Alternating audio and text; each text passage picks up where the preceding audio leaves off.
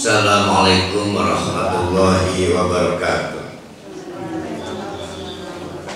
Alhamdulillahi rabbil alamin. Nahmaduhu wa nasta'inuhu wa nastaghfiruh wa na'udzu billahi min syururi anfusina wa min sayyiati a'malina. May yahdihillahu fala mudilla lahu wa may yudlilhu fala hadiya lahu. Asyhadu an la ilaha illallah wa asyhadu anna Muhammadan abduhu wa rasuluh la nabiyya ba'da. Alhamdulillah, kita telah memulai kajian surah Yasin, dan ini adalah bagian kedua.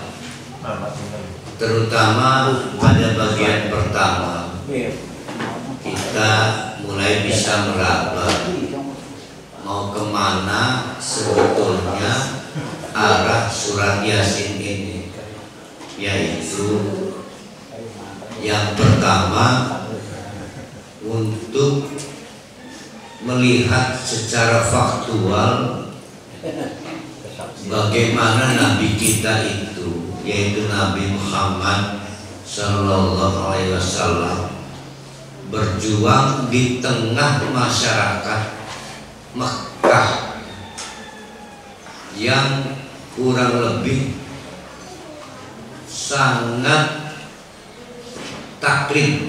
Kalau bahasa agama kita taklid. Mereka ini betul-betul terjebak pada cara beragama orang tuanya, yang kebetulan kurang beruntung. Orang tuanya dengan jejak Nabi terakhir terlalu jauh, wahum ghafilun, sehingga kesulitan mendapatkan acuan yang benar. Kayak apa Nabi sedurunge, berarti kemungkinan Nabi Ismail, kemungkinan Nabi Aisyah. Kayak apa itu? Orang tua terdahulu, nenek moyangnya, nabi-nabinya mempraktikkan tauhid, mempraktikkan agama. Nah, masalah kedua, mereka tidak respon pada kedatangan Nabi Muhammad. Ya. Rupanya ada semacam traumatik di kalangan masyarakat Mekah, dan model-model yang sama dengan orang-orang Mekah. Orang-orang kayak Muhammad ini modus. Ada yang karena pengen jadi bangsawan, ada yang karena pengen cara pragmatis mendapatkan kekayaan. Lamun jare almarhum wong tua kita pengen haji kasar, yang naon ya, yang jadi tokohnya. Selalu orang tua itu lah menakai pola LSM apa menjadi tokoh.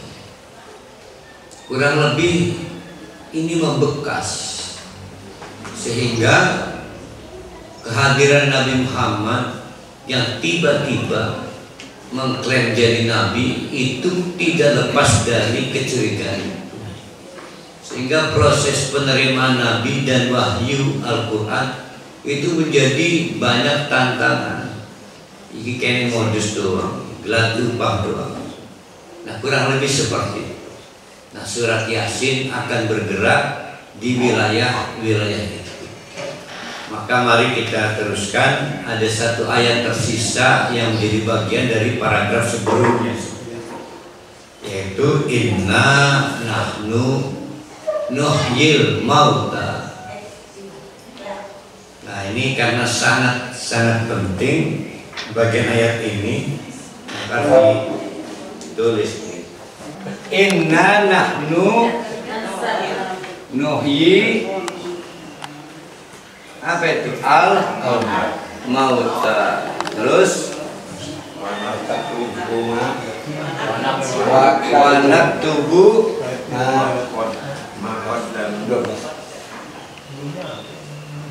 ma qaddamu wa asarhum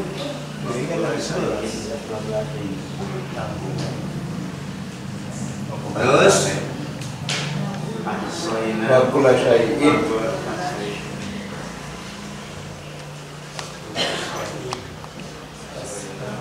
akhsainahu fi imamin mubin. Hari makan apa? akhsainahu Fi imam. Fi imam.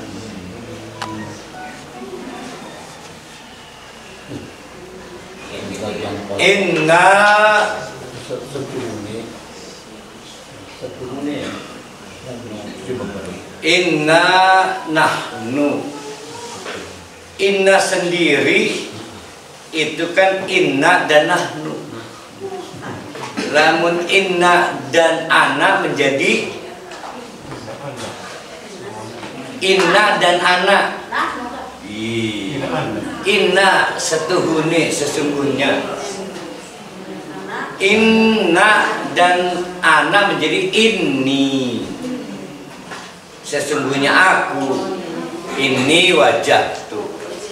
Lamun inna dan nahnu menjadi inna. Jadi inna ini itu asalnya inna dan nahnu. Sehingga para ulama bertanya-tanya, sudah inna itu ada nahnunya, diulang mana?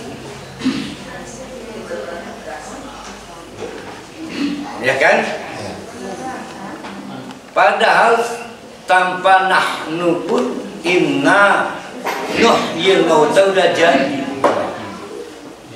Udah cukup. Tapi ternyata dianggap Allah tidak cukup. Masih harus diulang domir nahnu. Maka apakah pengulangan itu apa nih hawak amat sampai double-double? Ternyata tidak. Jadi nahnu di sini itu kalau di nahwu namanya litahsis. Litahsis.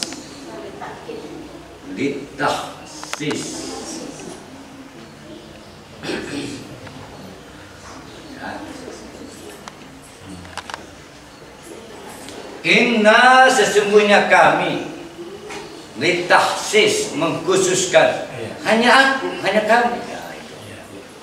Jadi inna sesungguhnya kami, nahnu hanya kami.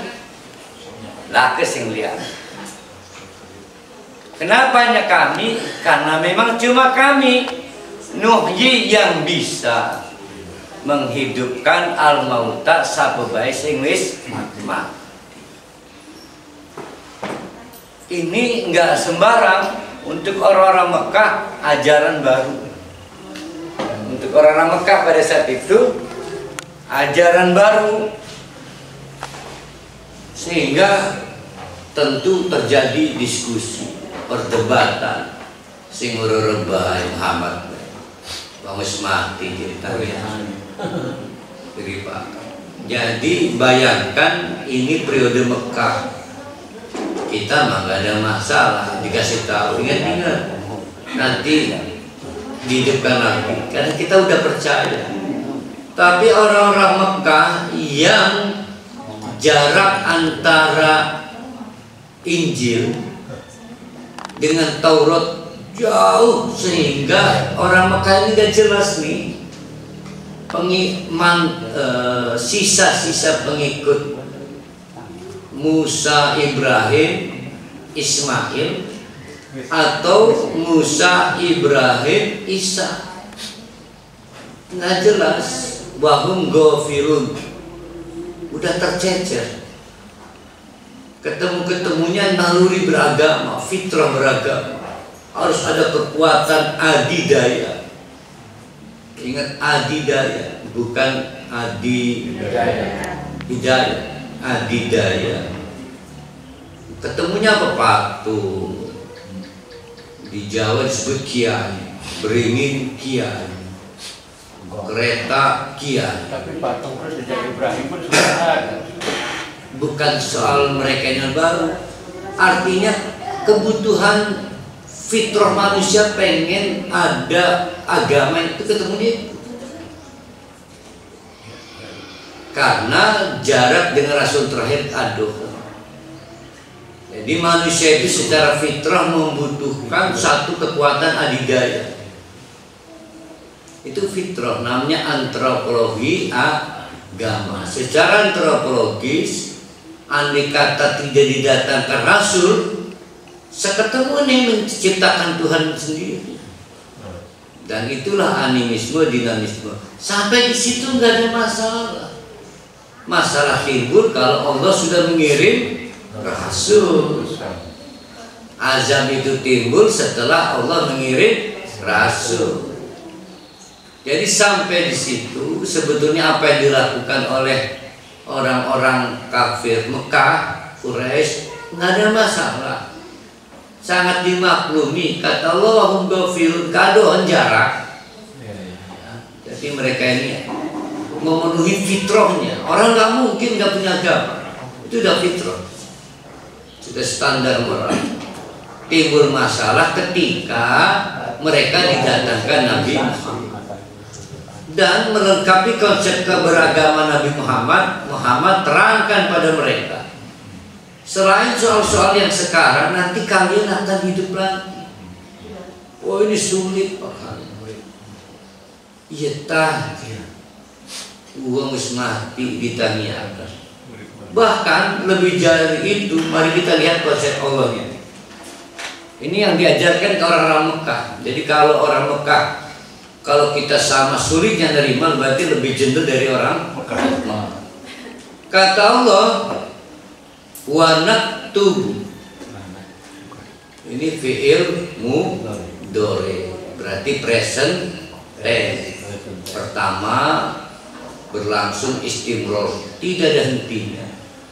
Allah, kami berarti bersama malaikat, wa naktubu, kami akan terus menerus laku pragate, mencatat apa saja dicatat, ma qaddamu.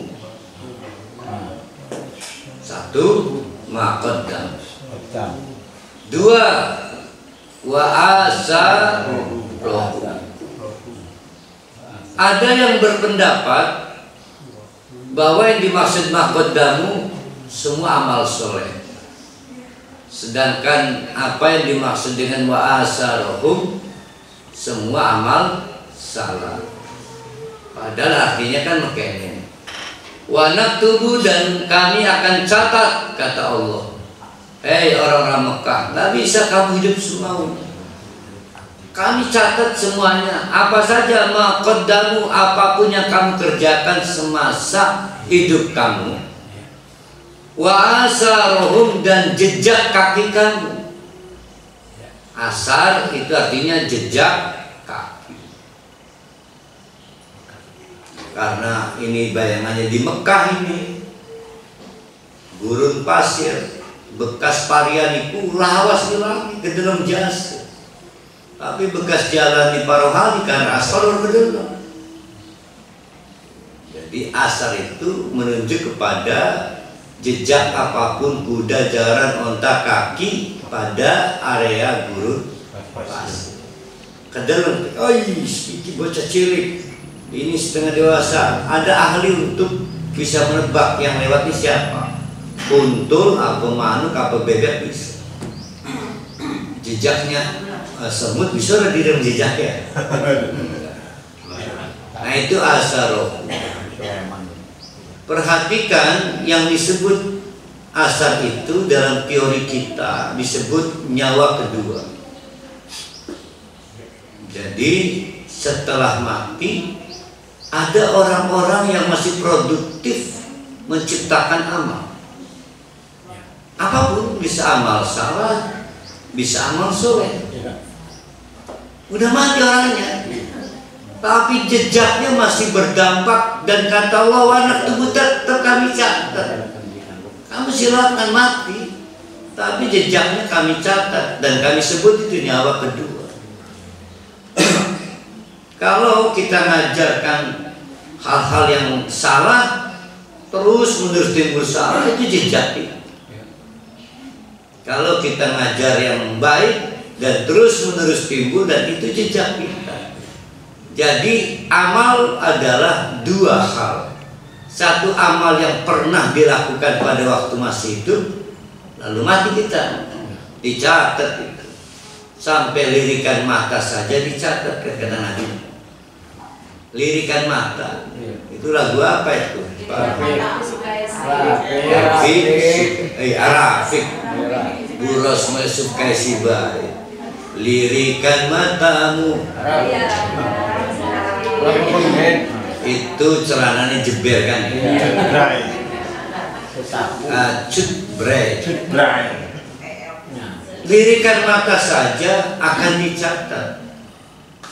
Melirik doang. Lah yang benar dicatat rabi wong sing dilirik. Dicatat, apalagi yang lain, seluruh hal selama masa hidup. Mati. Apa game? Enggak. Ternyata dampak dari bekas hidupnya, dampak berarti amal yang timbul setelah dia mati. Oh, ada orang mati masih beramal, ada. Bisa amal salah, bisa amal soleh. Maka para ulama menasihati kita, perhatikan nyawa kedua kita. Maksudnya adalah amal yang timbul setelah kita mati. Dampak itu, dampak baik disebut amal soleh, dampak buruk disebut amal salah. Mencakup juga di dalamnya seperti hadis Nabi, terputus amal kecuali 3 perkara ketika orang sudah mati. 1, ilmu yang bermanfaat. Berarti amal soleh karena mengajarkan ilmu yang dapat dimanfaatkan untuk akhirat. Yang kedua, amal jariah, tidak hanya wakaf, apapun. Ya. Apa saja amal jariah?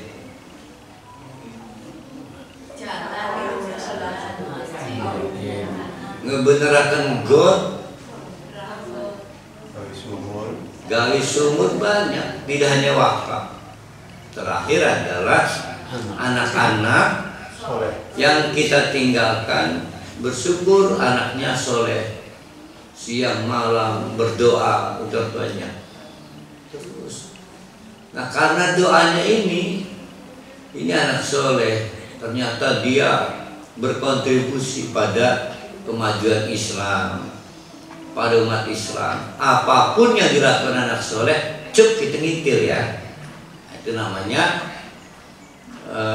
ma'asarohum. Itu yang disebut dengan nyawa kedua. Sehingga nasihat kita adalah pikirkan nyawa kita yang kedua. Jadi jangan sampai kita udah mati, ternyata amal buruk kita jalan terus.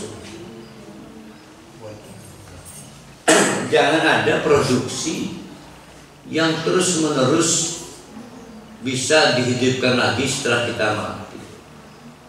Apapun, ilmu nyolong. Kalau memang kita mau meninggal dan kita ngajar, cari ilmunya, kita bakar supaya tidak digunakan lagi orang lain. Kamu pernah ngajar, nyolong. Itu contoh-contoh. Wa kulla syai'in ahsaynahu fi imamin mubin. Dan akhirnya kata Allah, wis kene sekabeh ahsaynahu, saya hitung, saya kumpulkan fi imamin mubin. Apa itu imam mubin itu? Kalau mubinnya mah orang Lopang Indah, Haji Mubin. Nah, bagus. Kita dari Mubin dulu. Kita bantunya dari Mubin. Mubin Kalau kita ambil dari sulasi itu apa ya? Huruf yang asal muasalnya 3 huruf. Salah. Lafaz yang bermula sejak awal 3 huruf. Karena ada yang sejak mula bukan 3 huruf, tapi 4 huruf, namanya rubai.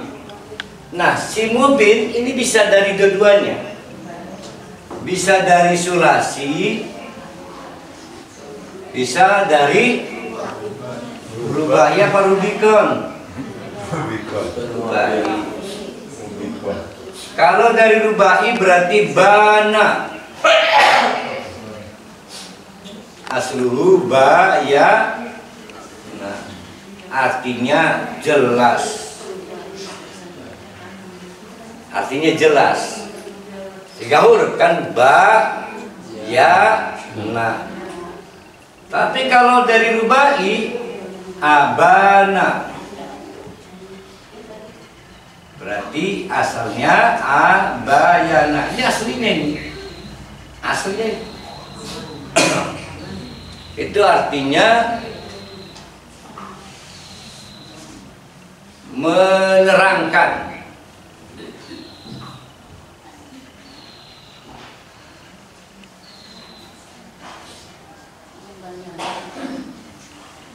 Nah, sebetulnya mau dari sulasi, mau dari rubai itu sama aja, merujuk kepada satu pengertian bahwa mubin adalah sesuatu yang tampak jelas sehingga nggak perlu diperdebatkan, dan andai kata dia digeletakkan dia bisa ngejelasin, dia bisa ngomong.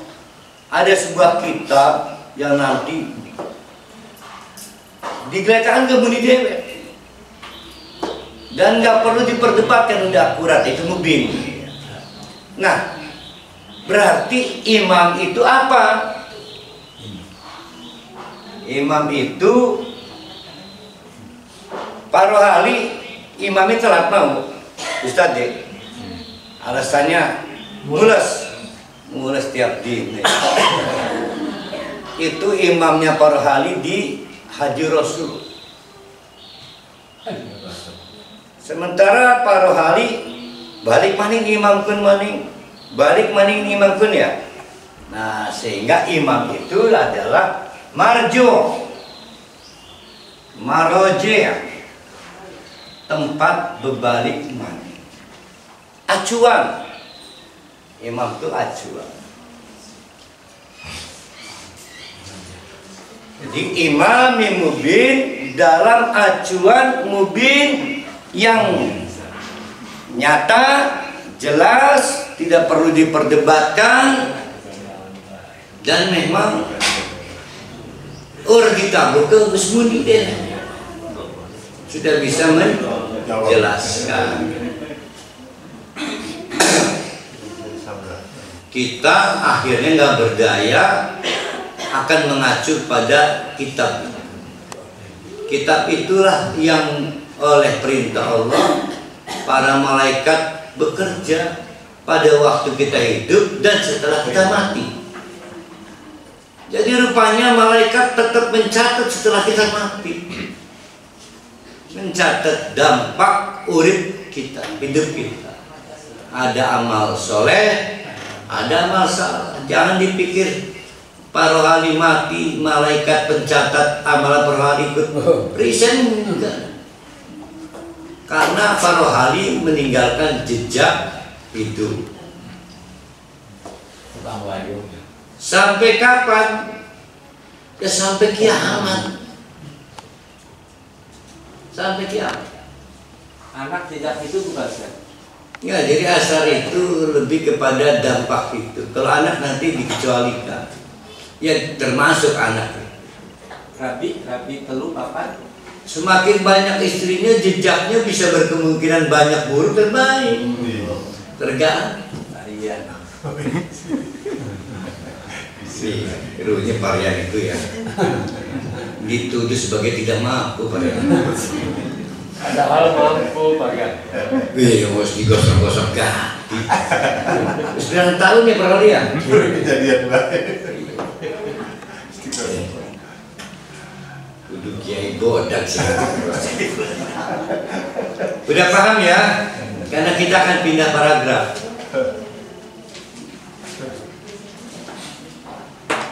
Nah, kita sering ngomong begini, Allah itu saking pengennya kita paham, tidak malu andai kata harus membuat contoh berupa seekor nyamuk atau lebih kecil dari itu.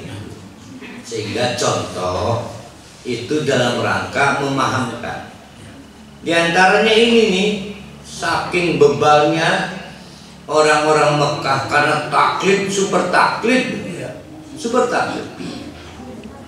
benar-benar taklid, bahaya aja taklid. Maka Allah memerintahkan, hai Muhammad, kalau kamu ngotot tetap pengen berdakwah, karena sebelumnya udah dikasih tahu Allah, Mat, kamu berdakwah, tidak berdakwah sama aja. Mereka sulit beriman. Kata Nabi, beri saya kesempatan untuk berdakwah. Surat Yasin ini bicara ini. Tapi Ustaz, bicara taklid sampai sekarang juga masih super taklid. Nah, berarti lah perubahannya setelah Yasin turun. Mungkin kakek makan baca Yasin. Mungkin ya. Maka kata Allah, kamu yang ngotot amat Muhammad. Saya sayang pada keluarga besar saya di Mekah. Karena keluarga besarnya.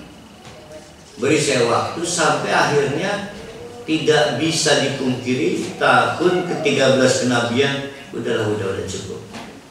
Nah, ini proses-proses Nabi ngotot mendakwahi orang-orang Mekah.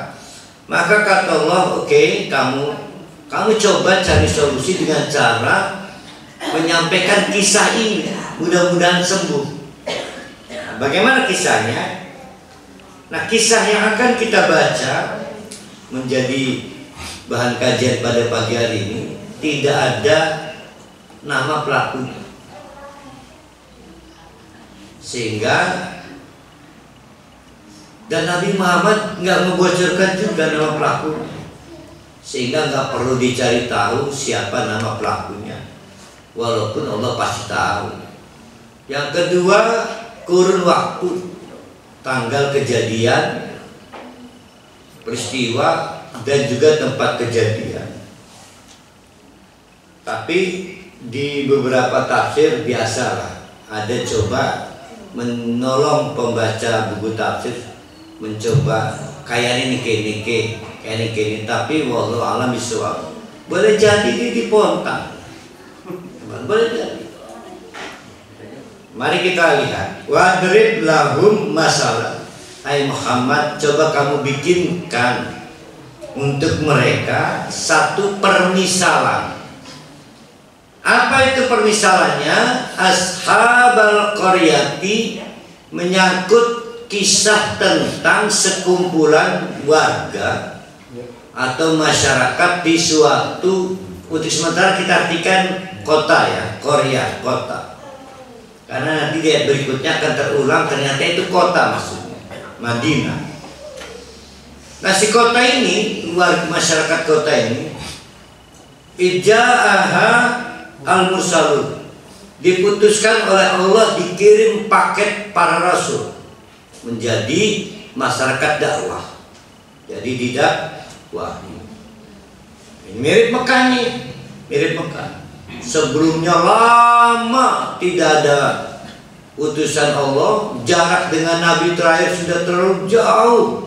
Tapi hasrat atau fitrah keberagamaan, standar moral manusia itu secara antropologis pengen beragama.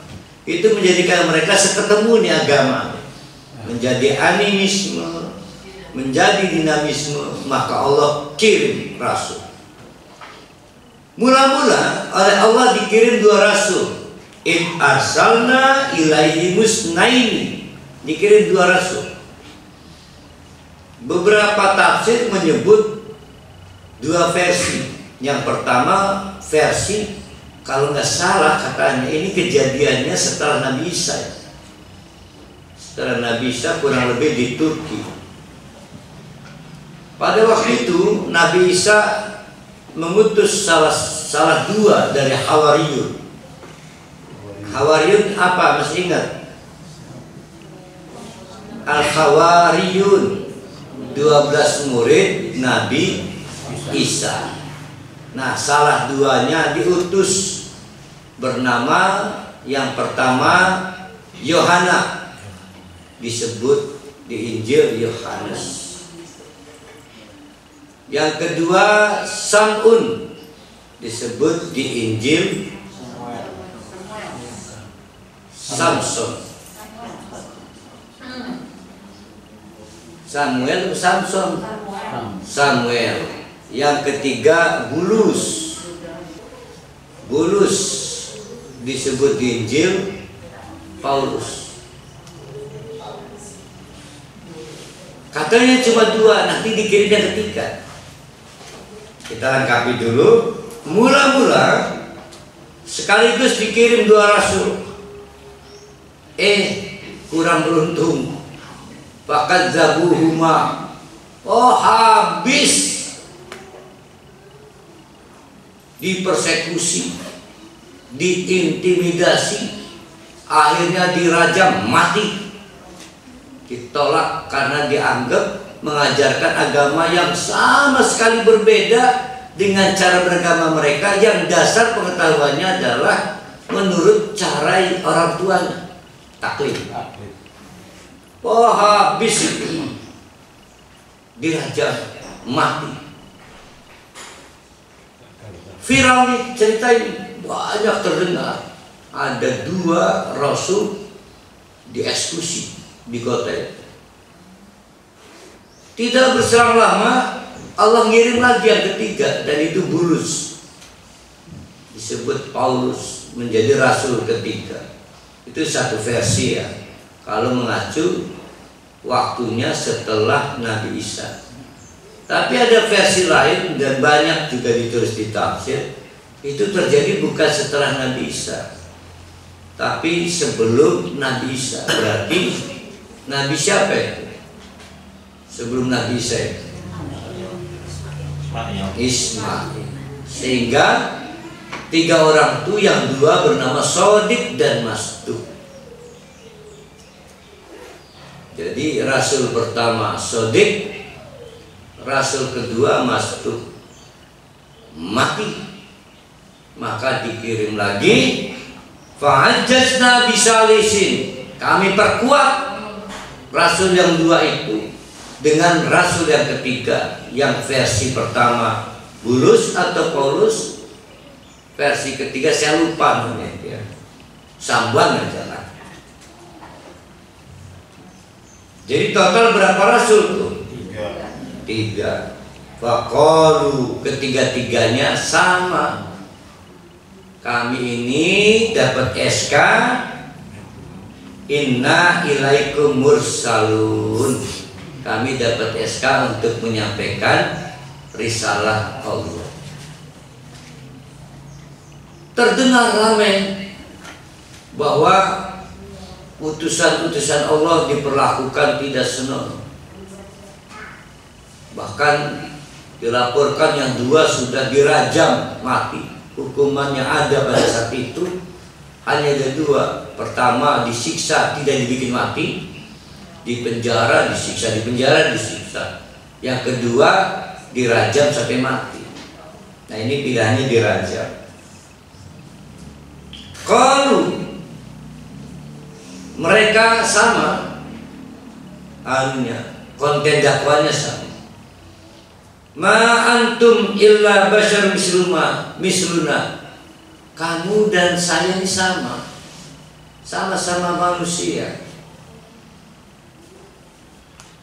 Wa ma anzalar rahman min syai'in in antum illa takdibu. Dan Allah dan yang diturunkan Allah yang Maha Rahman ini adalah in antum illa takdibun, kecuali kamu dustakan.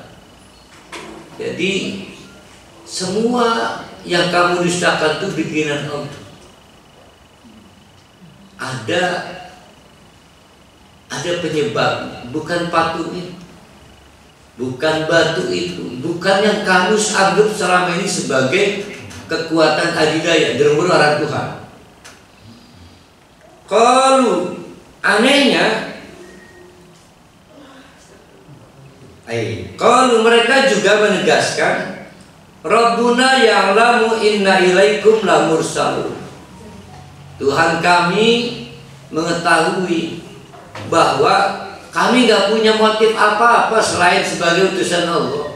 Mulai itu timbul isu-isu hoax, itu ngaku-ngaku utusan Allah, sebetulnya pengen pengen jadi bangsawan di sini, pengen jadi saudagar di sini, banyak. Rupanya ini dugaan kita.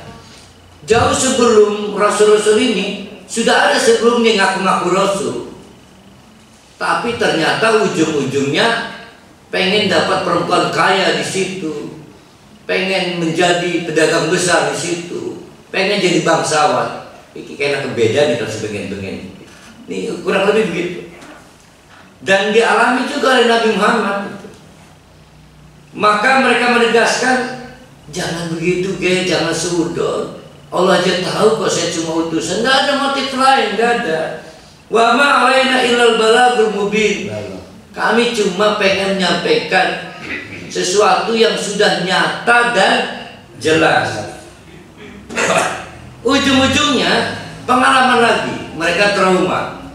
Gara-gara si Rasul-Rasul abal-abal itu, akhirnya banyak kejadian distabilitas sosial, perpecahan komunitas, macam-macam lah.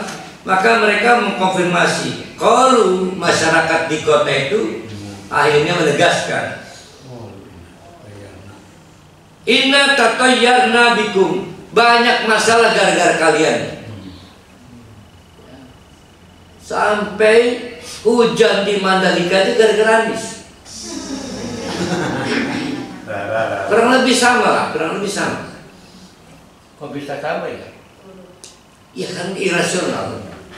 La ilam tantahu, ayo berhenti ngaku-ngaku jadi Rasul. Sebab kalau nggak mau berhenti, lamar jumannakum walayamassannakum min adabun alim. Dua pilihannya. Satu, kami rajam sampai mati, atau kami jadikan narapidana dan sepanjang hidup kamu kami siksa. Pilihannya dua. Menurut cerita akhirnya dirajam dan mati, sisa satu di penjara dan disiksa seumur hidup. Qalu, maka para nabi, para rasul ini menegaskan, keliru kalau mereka menuduh kami adalah penyebab dari apapun kejadian yang terjadi di negeri ini. Ta'irukum ma'akum, keapesan, kesulitan, keburukan yang terjadi itu akibat ulah kalian sendiri, nggak ada kaitan dengan kami. Oh, harga minyak goreng tinggi kok gara-gara Pak Anies, kan nggak masuk akal. Ini ibaratnya, contohnya. Ini ibarat, jadi kan tadi saya satu nama nabi lupa namanya, saya kasih nama Anies saja. Indukirtum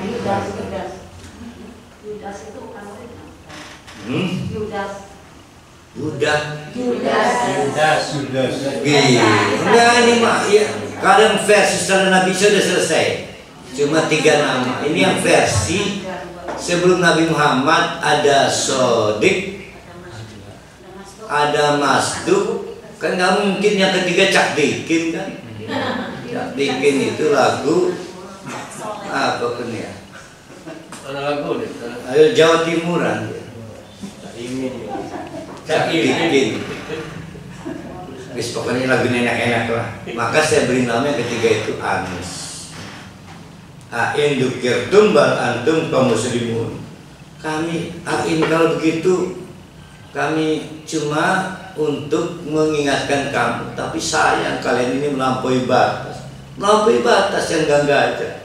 Wong kami nggak punya kontribusi apa-apa atas masalah ekonomi, politik, keamanan, kok dikait-kaitkan? Mau seriput, kalian melampaui batas. Ini mah cerita ya. Terdengar viral soal situasi memburuk yang dihadapi oleh utusan Allah ini. Dan itu kemudian sampai ke telinga Samwan yang konon bernama Habib An-Najjar. Ini juga konon ya. Kan nggak mungkin saya kasih nama Anies Baswedan karena udah bocor juga tadi. Namanya Habib An-Najjar. Kurang tahu saya, ini satu asosiasi saling kenal dengan 3 rasul sebelumnya, atau memang nggak kenal sama sekali. Mari kita lihat jalan ceritanya. Wajah min aqsal Madinah, berita soal keadaan nestapa yang dialami 3 utusan Allah itu sampai juga di daerah-daerah pinggiran atau satelit. Jadi kalau ada metropolitan, maka kota penyangganya disebut kota satelit. Metropolitannya Jakarta, kota satelitnya Depok, Tangerang Selatan, Bekasi, Bogor, Manjengor.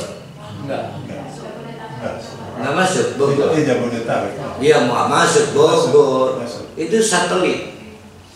Nah, si orang ini dari daerah satelit, daerah penyangga ibu kota.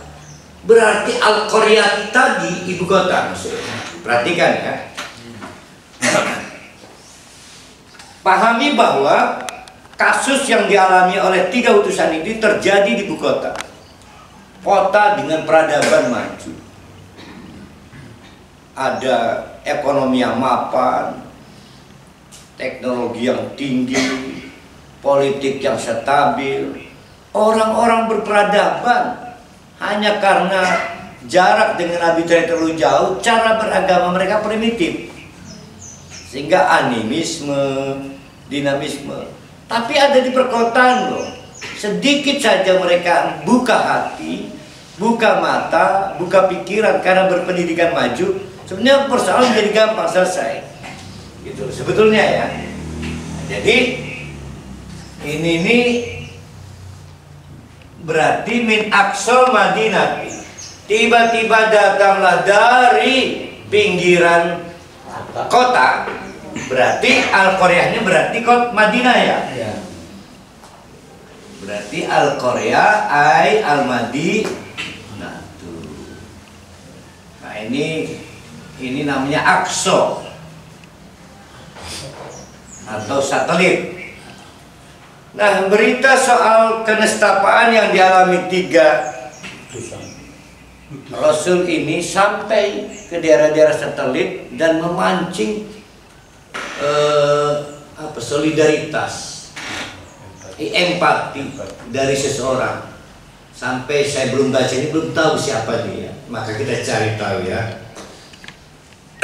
Wajah, maka datanglah, sengaja sengaja, nggak ada organisasi yang memberangkatkan menjadi donatur. Jadi dia bukan agen siapa-siapa, sengaja datang. Min aqsal Madinati, dari daerah-daerah pinggiran Madinah. Rajulun, seseorang, ya saking menganggap penting masalah, ya cepat, buru-buru, tergesa-gesa. Saking menganggap masalahnya serius. Berarti Bupati Lebak Kubengen, Bupati Gancang-Gancang, Bupati Yasa kan? Nah, pernah waktu mahasiswa di IMM, apa aran KPU Bupati Yasa itu? Bupati Lebak Bengen sebelum Jayabaya. Itu bocah cilik ini sampai hari ini suara itu kayak bocah cilik, cemprengkan maksudnya. Dia. Dia. Jangan paling jadi gubernur itu bakal dimediakan. Ya, sangat artinya cepat-cepat. Maka lari-lari cepat sangi. Kenapa sampai yasa oleh Allah sengaja diceritakan saking gentingnya, bukan keburu mati dirajam ke. Kola rupanya dia saling kenal dengan kaumnya sama masyarakatnya. Jadi rupanya ini perantauan, tokoh lokal yang merantau ke daerah satelit. Dia merasa, kok warga saya gini amat ya, melakukan tindakan-tindakan melawan hukum dan tidak menggambarkan watak daerahnya. Maka kata si orang ini, ya kami dulur kita kabeh. Kita yang mursalin, ikuti lo Rasulullah itu, ikuti. Tuh ceritanya. Jadi mengadvokasi, membela rasul-rasul ini, dia merasa punya opportunity, punya peluang karena kesamaan latar belakang sosial, politik, ekonomi. Berarti yang 3 rasul itu bukan orang lokal. Ya, sebagaimana teorinya tadi, dia mungkin muridnya Isa atau muridnya setelah Isa. Wallahu a'lam.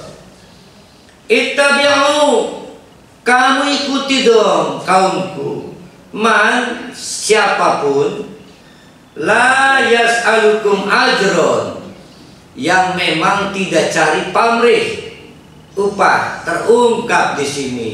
Boleh kamu menolak dulu yang ngaku Rasul sebetulnya pamrih kekuasaan, pamrih ekonomi, pamrih rumah tangga. Yang ini asli, bukan kaleng-kaleng. La yas'alukum ajron, aslinya itu ya. Jadi ada memori trauma mereka. Saya pengen kayak konon menggelar terapi ayu doang. Tapi ini pembelajaran buat para ustadz ya. Ustadz-ustadz itu sebaiknya lebih menahan diri. Lamun sugi aja terlalu kedeleng memperlihatkan sugi, supaya kehormatan ustadznya tidak diragukan umat atau dipersoalkan. Kalau punya istri cantik jangan diperlihatkan yang cantik, yang istri jelek aja diperlihatkan. Ya makanya jangan satu, nanti sulit bergerak. Begitu juga jangan ngotot mumpung lagi tenar pengen kekuasaan. Ya untung cuma wakil presiden, jangan sampai mentang-mentang presiden kalau cuma wakil nggak apa-apa. Kan second man. Tapi pengen presiden kembali. Pengen mah. Pengen Gus Dur kan presiden. Itu mah nggak ada lagi orang, tinggal Gus Dur yang ada. Nggak ada lagi orang. Itu Gus Dur kalau melihat nggak mau itu. Jadi orang baik, orang mulia, beliau mau jadi presiden dan selamat bangsa ini. Hatinya nggak mau. Jadi menahan dirilah. Itu resiko yang harus diambil dari juru dakwah. Nanti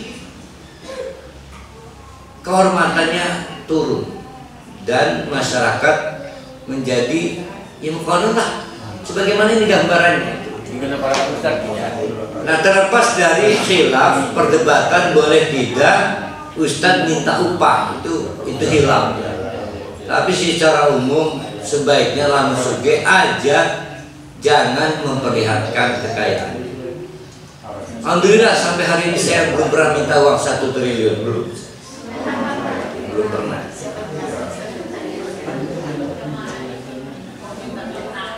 Itu mah ustadznya Bu Neng Suliang.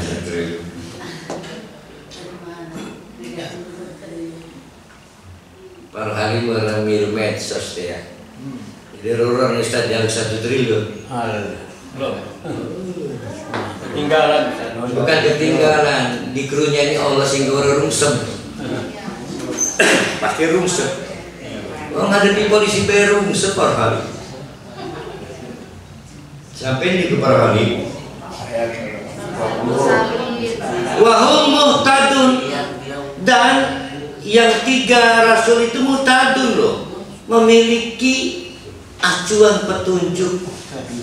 Berarti rasul-rasul sebelumnya boleh jadi nggak pernah punya acuan.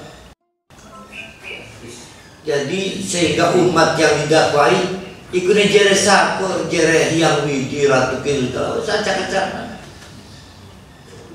Ini menarik nih ya. Ini berarti ada 2 syarat. 1, tidak modus. Yang kedua, punya acuan kepada Allah. Wa mali a'budul ladzi fatarani wa ilaihi turja'un. Masih dalam rangka menasihati masyarakatnya agar respek dan menerima secara positif rasul-rasul Allah. Maka si orang ini menasihati, tapi unik. Kalau saya memberi nasihat mungkin akan begini kalimatnya. Ayo ikuti petunjuknya. Kamu beribadah ya pada Allah sebagaimana diajarkan. Karena Allah itu yang menciptakan mula-mula alam raya ini. Dan lagi pula harus kamu ingat, kamu semua akan dikembalikan pada Allah. Tapi kalimatnya enggak begitu. Kalimatnya sangat, jadi rupanya masyarakat ini udah keras. Sedikit berbeda bahaya aja. Akan jadi kayak ACAA itu korban. Ya karena udah keras. Jadi rupanya kedatangan Rasul ini telah membuat terjadi perdebatan yang melelahkan masyarakat. Salah-salah menjelaskan, nah kamu bersekongkol dengan 3 Rasul itu. Maka hati-hati, kalimatnya unik. Kata dia, wa ma liyala a'budul ladzi fatarani. Kalau saya sih, kalau saya buat bahasanya lebih mudah ya. Karena kalau pakai bahasa Arab kan cuma bunian yang suriah yang nggak paham. Hah? Yang paham. Wih, burung Melayu ke. Astagfirullah. Nggak datang. Ya Allah. Saya sering merasa kehilangan. Kalau saya sih hanya akan menyembah Tuhan yang menciptakan mula-mula alam raya. Kalau saya sih, berarti dia berharap secara persuasif masyarakatnya mengikuti, karena itulah yang diajarkan rasul-rasul itu. Dan tidak diketemukan ajaran ini pada utusan, pada orang yang mengaku utusan-utusan Allah sebelumnya. Ingat, menjadi utusan Allah itu obsesif. Banyak yang cita-citakan. Orang itu paling bangga, jangan utusan Allah. Saya diutus KPK, banyak KPK gadungan. Saya utus Pak Jokowi, banyak. Pak Jokowi ternyata beneran itu kami benar, bukannya presiden ini. Itu. Jadi apalagi ngejual saya utusan Allah. Bisa jual akhirat, bisa jual neraka, bisa jual surga, bisa jual wangsit, black market gitu. Nah, wa ilaihi turja'un, dan toh kalian semua kan nanti dikembalikan ke Allah. Attahidu min duni alihatan yuridni rahman birridurri. Ini juga masih sama, bahasanya bahasa aku. Ada lagi menasihati kaumnya. Kalau saya sih, saya nggak mungkin lah ngambil ilah yang, nah ini menarik. Berarti saya tidak akan mengambil ilah berarti Tuhan, ilahatannya, gitu. Kalau saya sih, saya tidak akan mengambil Tuhan yang. Nah berarti ini sifat. Karena ini sifat berarti ini mau atau ninaat. Berarti ini man'ut. Ingat, man'ut bukan memangut. ilahan, Tuhan yang kayak gimana sih yang gak saya ikuti? Yaitu Tuhan yang tidak punya kontribusi kalau saya lagi kena masalah. Nggak bisa nolong saya sakit nggak bisa ngobatin. Ada masalah apa-apa nggak bisa kontributif, menang bayang patung batu. Kalau saya sih gitu, kamu gimana? Nah, maksudnya gitu tuh. Padahal lagi ini nih lagi menasihati. Pilihan bahasanya unik, persuasif. Berarti ini menceritakan, ini kalau saya salah omong bisa geger ini masyarakat ini. Sudah sumbunya pendek. Yang 2 sudah dirajam, yang 3 sudah di penjara. Tinggal dia bawa antena. Para hali juga. Kayak ini sanggup nggak? 10% yang diterima Syiah mau nggak? Kan mau jadi 10%. Paham ya, secara bahasa arahnya ke situ ya. Wala yumkidun, dan tidak mampu menolong. Ini idan, perhatikan idan, yaitu bukan ida ya. Ini idan, lafi dolarim mubin. Ini sesungguhnya saya, kalau saya nekat ikut kayak kalian, batu disembah kayak punya kemampuan menolong saya. Kalau saya ikut-ikutan kalian, iya dan kalau begitu, maksudnya gitu ya. Lafi dolalin mubin, lah sesat, seolah-olah mengomong kalian itu sesat. Tapi kan nggak bisa. Kalau dia ngomong kamu itu sesat, lah dirajam juga dia. Tapi bahasanya hebat. Ini berfaedah. Carilah bahasa yang terbaik, yang sesuai situasi dan kondisinya. Ini idan, ini sesungguhnya saya. Idan, kalau saya niru gaya kalian, lafi dolari mubin, maka saya berada di tersesat mubin, nyata. Ternyata ada kesesatan yang tidak nyata, yang bias, abu-abu ke dalam ibadah, ternyata bukan lagi ibadah. Apa yang terjadi? Apa kok? Oh, tewas.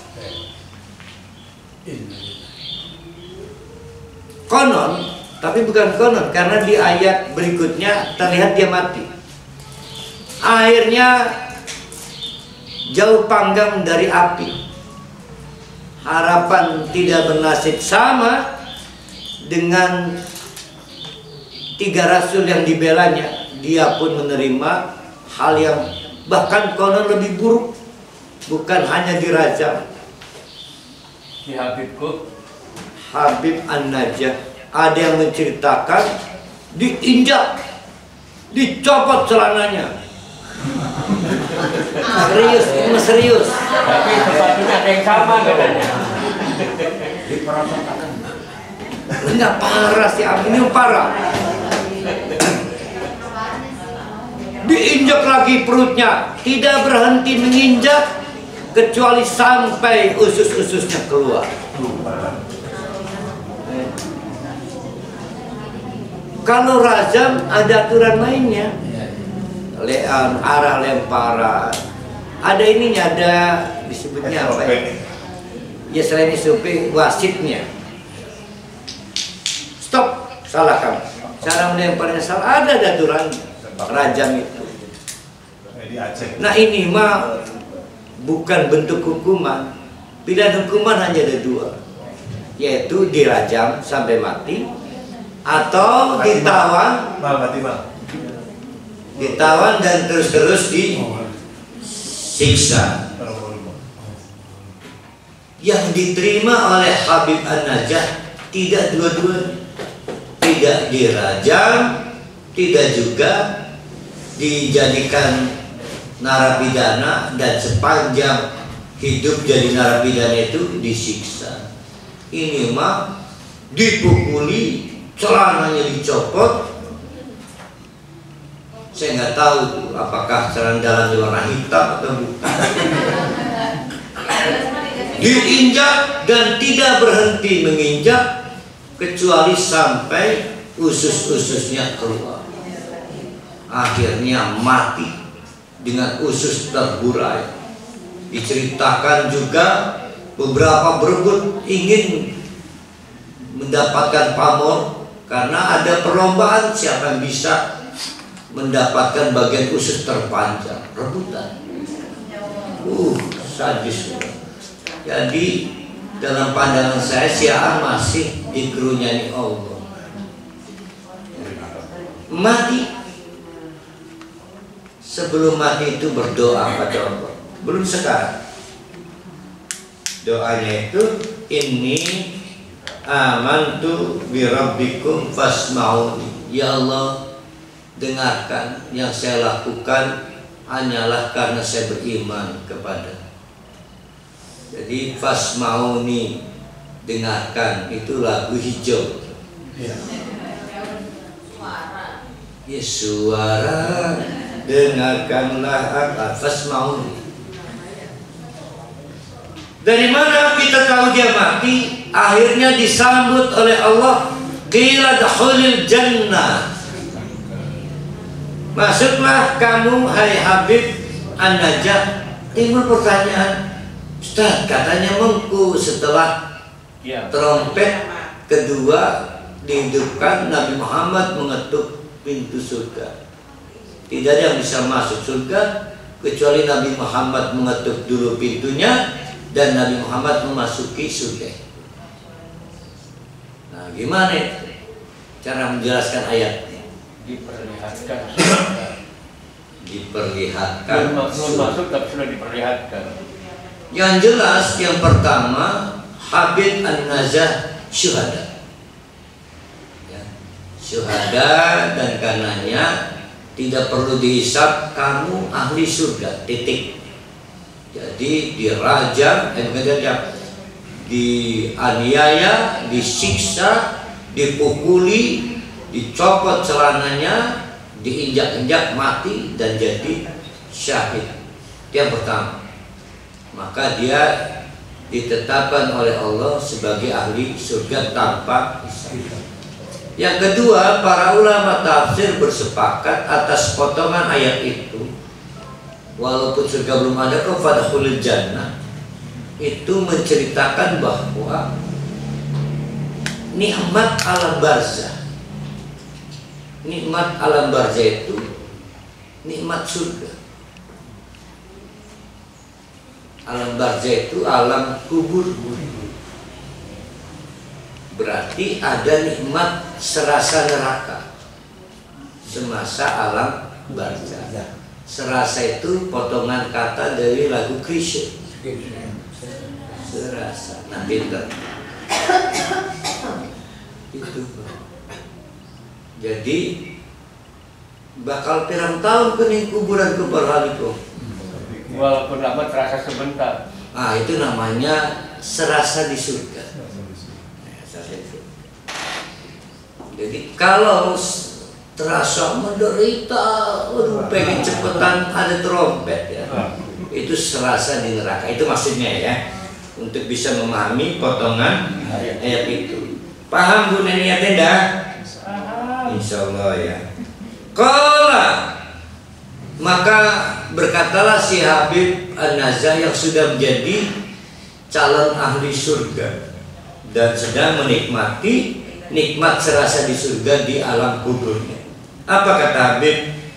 Ya laita qaumi ya'lamun, lamun tah dulur-dulur kita, masyarakat kita, weruh keadaan kita, mandek kaya pengen bertauhid. Luar biasa Habib ini orang baik, setelah mati pun masih mikiraken wong liya. Padahal cara matinya di tangan mereka dengan cara yang luar biasa. Tapi dengan kalimat ya laita qaumi ya'lamun, Habib An-Najah tidak pernah dendam, tidak pernah mempersoalkan kelakuan dulur-dulure nonjok, mukul, menginjak, menarik khususnya dan sebagainya. Tandanya apa? Masih di pikiran. Hebat ini para Habib An-Najah. Bima ghafarali Rabbi, andai kata mereka tahu bagaimana Allah mengampuni dosa saya, pasti mereka ingin juga berjihad seperti saya. Apa maksudnya? Berani mengambil resiko menasihati saudara lainnya. Jangan takut, saya mati itu jadi di surga.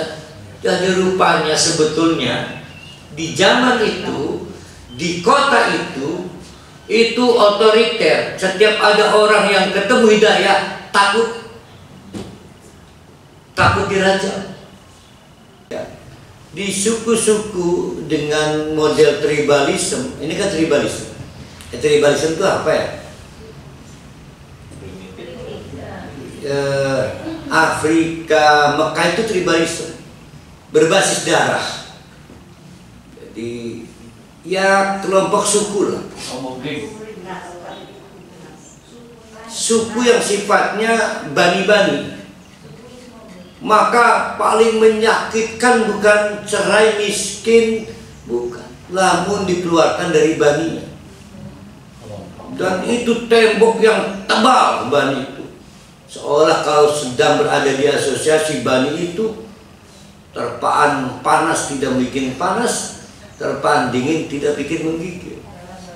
Itu saddan itu bani.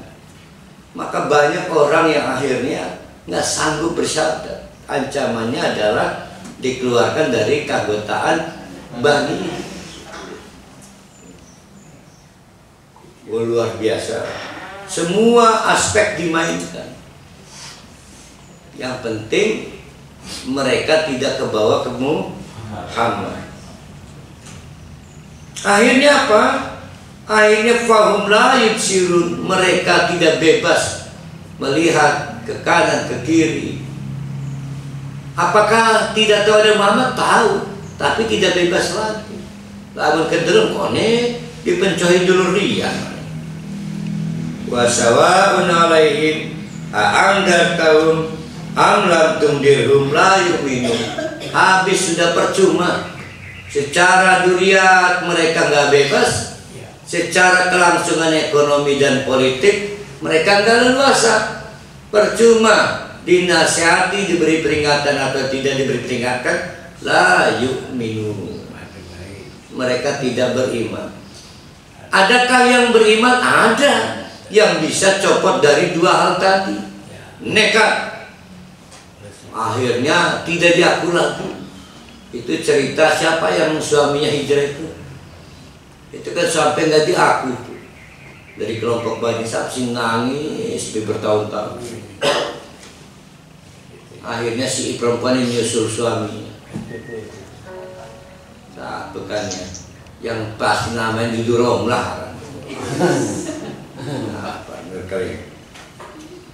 Nah, itu arti dari wasawanalema anda tahu amlamtum dirhum layuk nih. Jadi secara pengetahuan Allah udah tahu ada dua problem besar. Nah, kalimat wasawun ini untuk siapa? Kalimat wasawun ini, ayo. Nah, ini untuk innaka Muhammad, kamu ditugaskan di daerah yang sebetulnya kamu percuma. Gimana, masih sanggup? Ini nih jalan ceritanya nih. Bukan lagi komentari masyarakatnya, bukan. Ini lagi komentari Ahmad, kamu mau ditugaskan di daerah ini. Kalau kamu nggak kuat aman, percuma. Orangnya kayak gini. Secara ekonomi ketergantungan, secara politik mereka tidak punya kedaulatan. Kemudian secara tradisional mereka terikat satu dengan yang lain dalam tribalisme, kesukuan. Kamu dari Bani Hashim, Kamu nggak bisa masuk karena kamu harus lari ke Taif. Ini Mekah. Gimana? Biasa tetap aja berjuang. Kata orang mau berjuang loh. Jadi tadi. Sehingga kendati pun sudah dideskripsikan separah itu, Nabi Muhammad tetap baik, tetap berjuang. Sekarang yang mau kita kagumi orang Mekah, bobroknya atau kuatnya tekad Muhammad? Kuatnya tekad Muhammad. Yasinin bicara itu, kuatnya tekad Nabi Muhammad. Sampai nanti di pertengahan itu ada, Nabi Muhammad jangan ngotot amat, wa ma alaika illal balagh. Sampai direm pun sama Allah kan, wa ma alaika illal balagh. Kudu sing maci Yasin mah orang yang terobsesi semangat dakwahnya pengen kayak Nabi Muhammad. Itu urusan mau mati tuh. Jadi gagal paham ya? Hah? Gagal paham. Bukan gagal paham malah. Mabok macam Quran.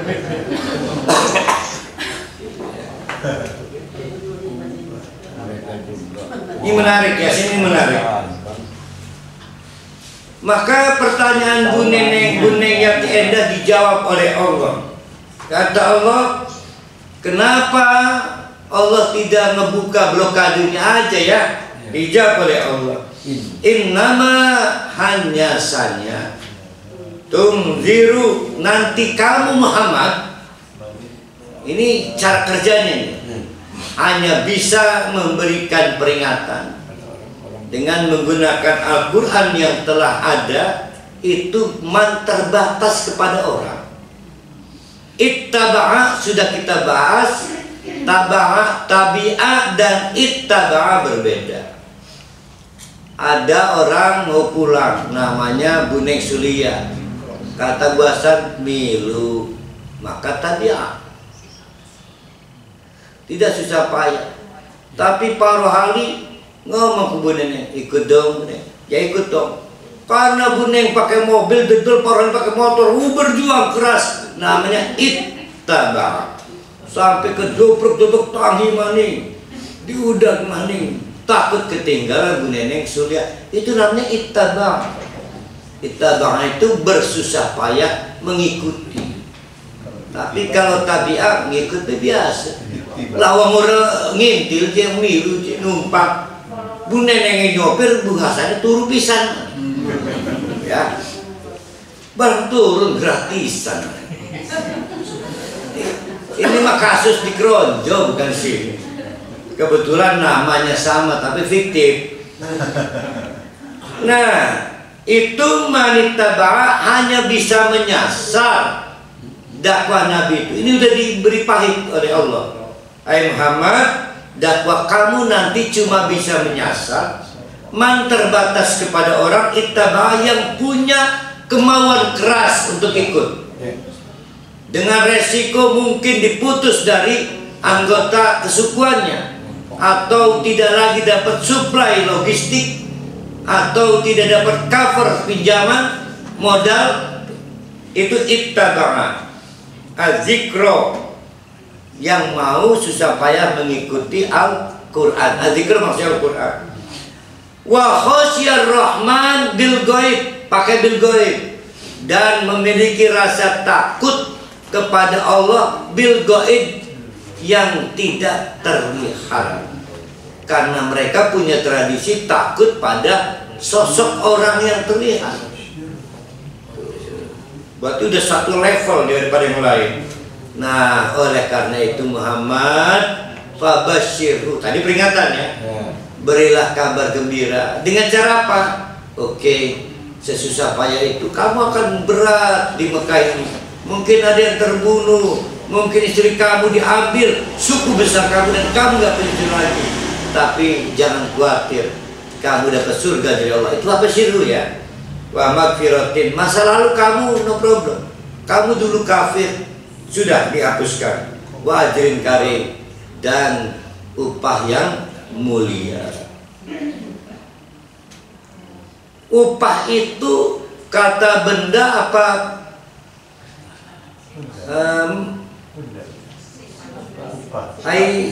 Makhluk hidup tak bukan? ajrun? Bukan. Nah, berarti yang mulia itu makhluk apa bukan makhluk?